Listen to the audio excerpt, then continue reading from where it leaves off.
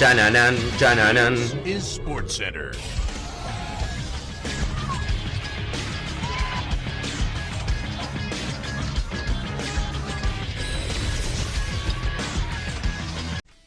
Acaba de terminar el partido Boca y bueno, lo notaron un poco en mi voz, en mi semblante.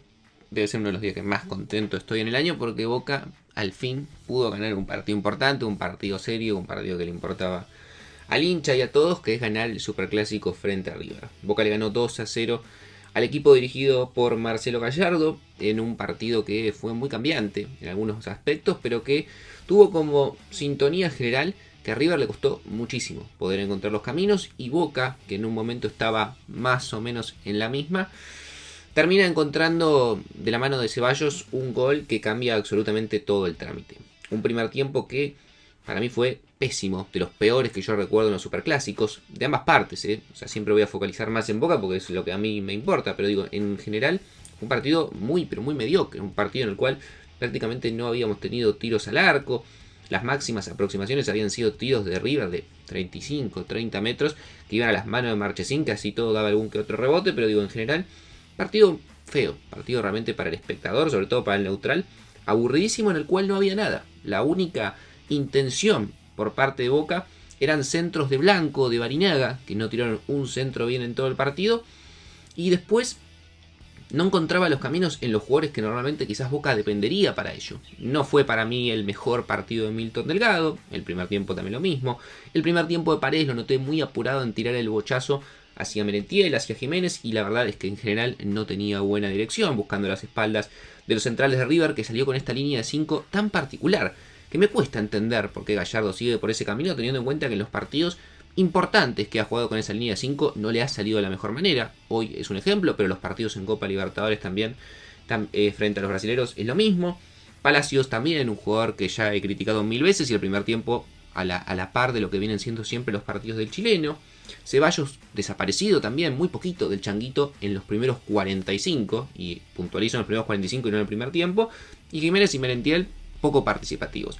Pero claro, todo cambia a raíz de lo que es la última jugada de esa primera parte, que es el bochazo que va a la disputa entre Jiménez y Paulo Díaz, que se arma la gran polémica de esa jugada, si hay falta o no. Después le queda a Ceballos, que resuelve muy bien, sacándose a Rivero.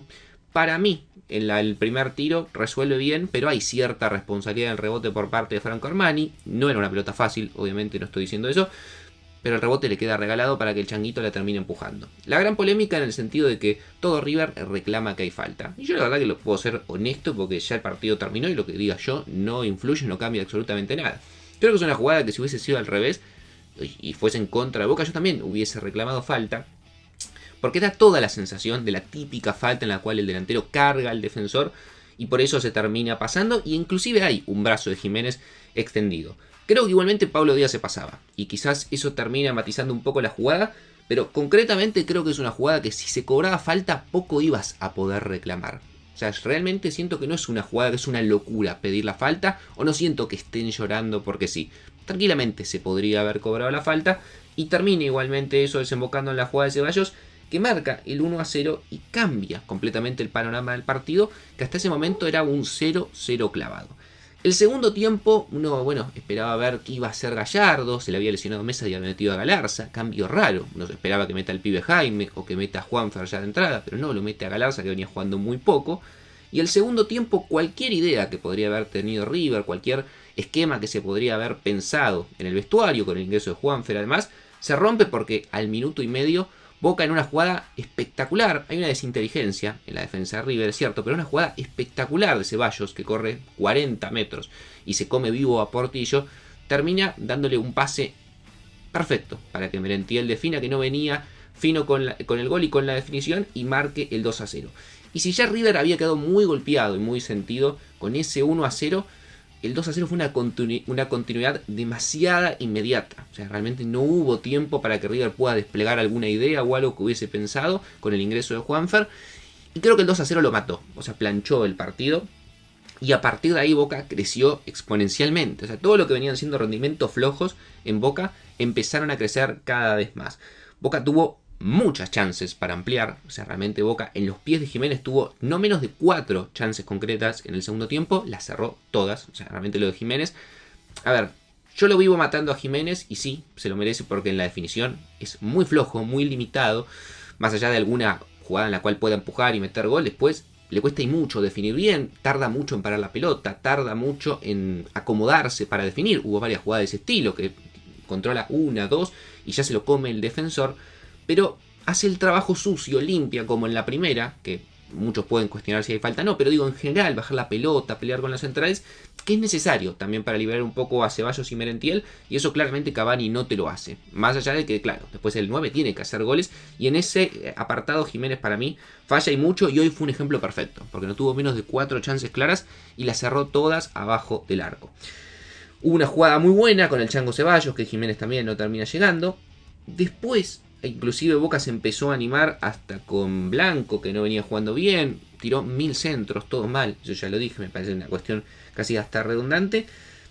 Y Boca inclusive tuvo una chance concreta que fue el penal, que después le terminan por el VAR sacando o anulando, que me parece que está bien. Siento que la verdad es una jugada en la cual Jiménez nuevamente tarda en definir y se termina llevando puesto el Armani y no es al revés, por eso no hay penal.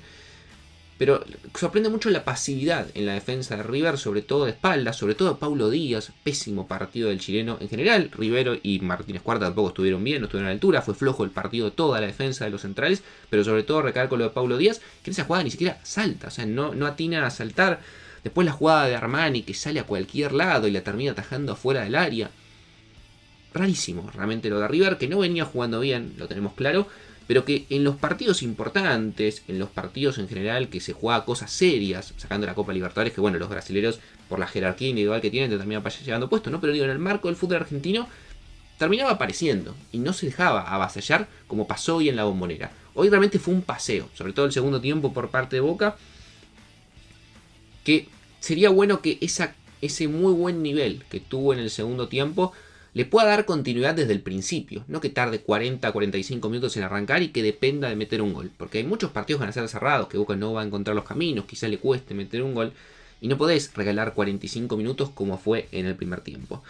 Destacar algunas cuestiones, vuelvo a repetirlo, el arbitraje creo que hubo errores, la falta podría haber sido tranquilamente y se podría haber anulado el primer gol de Boca. También siento que en el primer tiempo en un córner hay una jugada que es muy similar a la que le cobraron a River el penal la semana pasada frente a Gimnasia. En ese caso fue de Suso a Martínez Cuarta, bueno, en este caso era de Acuña a Palacios, que digo, si vamos a quejarnos del arbitraje, tranquilamente se podría haber cobrado, pues es una jugada muy similar en cuanto a sostener, agarrar y no permitir que el delantero vaya a la jugada.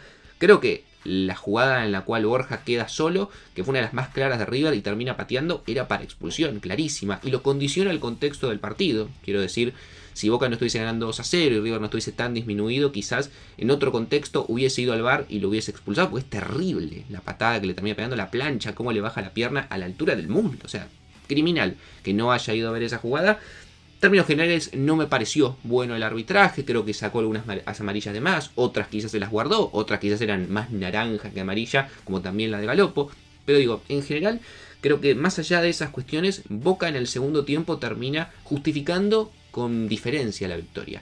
Partido consagratorio de Ceballos, me animo a decir, es increíble lo que pasó en estos 4 partidos, o sea, Ceballos pasó de estar totalmente apartado y no tener continuidad en el equipo a ser hoy en día la figura indiscutida de Boca. O sea, lo que hace en el segundo gol, no se lo veo hacer un jugador de Boca, no quiero exagerar, pero por lo menos hace 5 años, o sea, sacar esa diferencia y decidir tan bien, no lo hacía nadie, o sea, ni Villa ni Pavón en su mejor época, recuerdo que hagan una cosa así. Partido soberbio de Ayrton Costa, que sacó todo, anticipó, sacó realmente lo de Ayrton Costa abajo jugando de segundo marcador central. Me parece para resaltar porque creo que después de Ceballos fue el mejor jugador de Boca. Y gran ingreso de Ander Herrera. O sea, si Herrera sigue entrando así, si Herrera el físico y las lesiones lo cuidan y lo mantienen, es un jugador que en Boca no puede no estar en el 11 titular. Obviamente el problema de Herrera son las lesiones, pero los últimos ingresos de Herrera y hoy el que entró en el Superclásico, a hacerse cargo de la pelota, a tocar, a hacer paredes, inclusive hasta tirar algún que otro chiche. Pero no, realmente lo de Herrera, que también, otro jugador que me cansé de putearlo en su momento, porque cuando cada vez que entraba a los 10 minutos salía lesionado. Bueno, este es el Herrera que Boca fue a buscar, el Herrera que nos acordamos en París, en Manchester United, y ojalá que las lesiones lo respeten para que pueda jugar mucho más. No hay mucho más análisis que hacer. Vuelvo a decir, Boca sobre todo en el segundo tiempo fue muy superior, el gol de Ceballos lo liquidó a River y el segundo ya de Merentiel fue un mazazo que no pudo hacer nada. Se duerme un poco Boca al final, eso no me gustó. Tuvo el cabezazo de Galarza, que no sé qué estaba haciendo Barinaga, perdió la marca. Y después la de Salas, que tranquilamente también, si estaba un poquito más fino, podría haber sido gol. Pero bueno, quedará para la historia porque Boca igualmente se lleva un 2-0, clasifica a la Copa Libertadores, que seamos honestos, hace 4 o 5 fechas parecía muy difícil. Hoy en día Boca, una fecha antes que termine el torneo, ya está clasificado y meten un quilombo terrible a River, que va a tener que ver contra Vélez cómo hace para ganar, solucionar todos los problemas que viene teniendo en todas las facetas, desde la defensa hasta el ataque, y obviamente ahí poderse meter en una Copa Libertadores o Sudamericana, dependiendo del resultado. Pero vuelvo a decir, hoy es todo de Boca, partidazo en líneas generales de muchos jugadores, y esperemos que el camino sea este y sigamos así, porque al fin empezamos a ver un poco algunas alegrías que hace rato que hacían falta en el club.